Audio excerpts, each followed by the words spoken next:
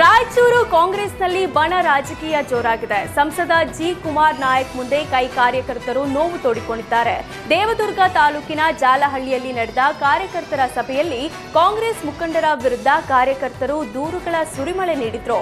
Build up ಕೊಡೋರಿಗೆ ಮಾತ್ರ ಕಾಂಗ್ರೆಸ್ನಲ್ಲಿ ಬೆಲೆ ಇದೆ, ಅಂತವರು ಪಕ್ಷ ಸಂಘಟನೆ ಮಾಡಲ್ಲ, ಮುಖಂಡರು ಬರೀ ಪಕ್ಷ ದ್ರೋಹದ ಕೆಲಸ ಮಾಡ್ತಾರೆ, ಪಕ್ಷ ನಂಬಿರುವ ಬಡ ಕಾರ್ಯಕರ್ತರು ಹಾಳಾಗಿದ್ದಾರೆ ಅಂತ ಸಂಸದರ ಎದುರು ಅಳಲು ತೋಡಿಕೊಂಡ್ರು. ಗಂಗಾ ಜಲ ಮಾರಾಟಕ್ಕೆ ಸಚಿವ ಪ್ರಿಯಾಂಕ್ ಖರ್ಗೆ ಆಕ್ಷೇಪ ವ್ಯಕ್ತಪಡಿಸಿದ್ದಾರೆ. ಗಂಗಾ ನದಿ ನೀರು ಕಲುಷಿತ ಅಂತ ಕೇಂದ್ರ ಸರ್ಕಾರವೇ ಹೇಳಿದೆ. ಮನುಷ್ಯನ ದೇಹ, ಪ್ರಾಣಿ ದೇಹ ಗಂಗಾ ನದಿಯಲ್ಲಿ ತೇಲ್ತಿವೆ, ಆದರೂ ಸಹ ಗಂಗಾ ಜಲವನ್ನ ಕಮರ್ಷಿಯಲ್ ರೀತಿ ಮಾರಾಟ ಮಾಡ್ತಿದ್ದಾರೆ. ನಮ್ಮ ಪರಂಪರೆ ಉಳಿಸಿ, ಆದ್ರೆ ಕಮರ್ಷಿಯಲ್ ಬೇಡ. ಗಂಗಾ ನದಿ ಮಾಲಿನ್ಯ ಬಗ್ಗೆ ಕೇಂದ್ರ ಹಾಗೂ ಉತ್ತರ ಪ್ರದೇಶ ಸರ್ಕಾರಕ್ಕೆ ಅರಿವಿರೋದ್ರಿಂದ ಈ ಬಗ್ಗೆ ಪರಿಶೀಲನೆ ಮಾಡಬೇಕು ಅಂತ ಹೇಳಿದ್ರು.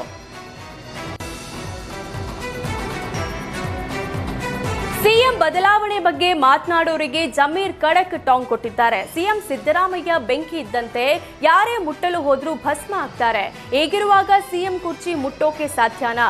ಸಿದ್ದರಾಮಯ್ಯ ಬೆಂಕಿ ಇದ್ದಂತೆ ನಾವು ಟಗರು ಅಂತೀವಿ. ನಮ್ಮ ಪಕ್ಷದವರು ಯಾರೂ ಕೂಡ ಸಿದ್ದರಾಮಯ್ಯ ಬದಲಾವಣೆ ಮಾಡಬೇಕು ಅಂತ ಹೇಳಿಲ್ಲ. ಹೈಕಮಾಂಡ್ ಬದಲಾವಣೆ ಮಾಡಬೇಕು ಅಂತ ನಿರ್ಧಾರ ಮಾಡಿದ್ರೆ ನಾವು ಅಭಿಪ್ರಾಯ ತಿಳಿಸಬಹುದು. ಎಲ್ಲಾ ಸಮಾಜಕ್ಕೂ ಸಿಎಂ ಆಗಬೇಕು ಅಂತ ಆಸೆ ಇರುತ್ತೆ, ಆದ್ರೆ ಅಂತಿಮವಾಗಿ ಎಲ್ಲವನ್ನ ಹೈಕಮಾಂಡ್ ತೀರ್ಮಾನಿಸುತ್ತೆ ಅಂತ ಹೇಳಿದ್ರು. ಸಿಎಂ ಸಿದ್ದರಾಮಯ್ಯಗೆ ಸ್ಪೀಕರ್ ಯುಟಿ ಖಾದರ್ ಪತ್ರ ಬರೆದಿದ್ದಾರೆ. ಮೂತ್ರಪಿಂಡದ ಸಮಸ್ಯೆಯಿಂದ ಬಳಲುತ್ತಿರುವ ರೋಗಿಗಳಿಗೆ ಉಚಿತ ಬಸ್ ಪ್ರಯಾಣದ ವ್ಯವಸ್ಥೆ ಮಾಡುವಂತೆ ಪತ್ರದಲ್ಲಿ ಉಲ್ಲೇಖಿಸಿದ್ದಾರೆ. ಡಯಾಲಿಸಿಸ್ ರೋಗಿಗಳು 100 ಕಿಲೋಮೀಟರ್ ಬಸ್ ಪ್ರಯಾಣ ಮಾಡಬೇಕು. ಇದರಿಂದ ಆರ್ಥಿಕವಾಗಿ ಕೂಡ ಮೂತ್ರಪಿಂಡ ರೋಗಿಗಳಿಗೆ ತೊಂದರೆ ಆಗ್ತಿದೆ.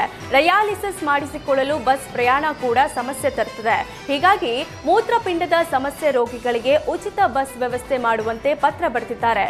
ಮೂತ್ರಪಿಂಡ ರೋಗಿಗಳ ಸಮಸ್ಯೆ ಬಗ್ಗೆ ಸ್ಪೀಕರ್ ಯುಟಿ ಖಾದರ್ಗೆ ಸಾಮಾಜಿಕ ಕಾರ್ಯಕರ್ತ ಸೈಯದ್ ಮೆಹಿಬೂರ್ ಪತ್ರ ಬರೆದಿದ್ರು.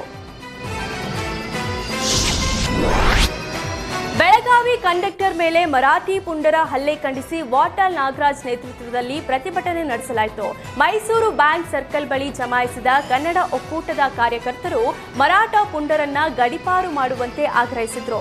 ಪ್ರತಿಭಟನೆಯಲ್ಲಿ ವಾಟಾಳ್ ನಾಗರಾಜ್, ಸಾರಾ ಗೋವಿಂದ್, ಕರವೇ ಪ್ರವೀಣ್ ಕುಮಾರ್ ಶೆಟ್ಟಿ ಸೇರಿ ಹಲವರು ಭಾಗಿಯಾಗಿದ್ರು. ಪ್ರತಿಭಟನೆ ಜೋರಾಗ್ತಿದ್ದಂತೆ ಪ್ರತಿಭಟನಾಕಾರರನ್ನ ಪೊಲೀಸರು ವಶಕ್ಕೆ ಪಡೆದ್ರು.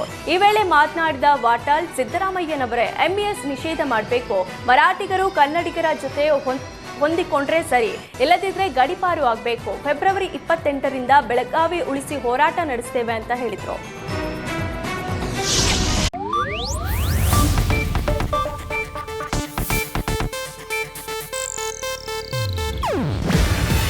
ಇದು ಏಷ್ಯಾನೆಟ್ ನ್ಯೂಸ್ ನೆಟ್ವರ್ಕ್ ಪ್ರಸ್ತುತಿ. ನೀವು ನೋಡ್ತಿದ್ದೀರಾ ಏಷ್ಯಾನೆಟ್ ಸುವರ್ಣ ನ್ಯೂಸ್.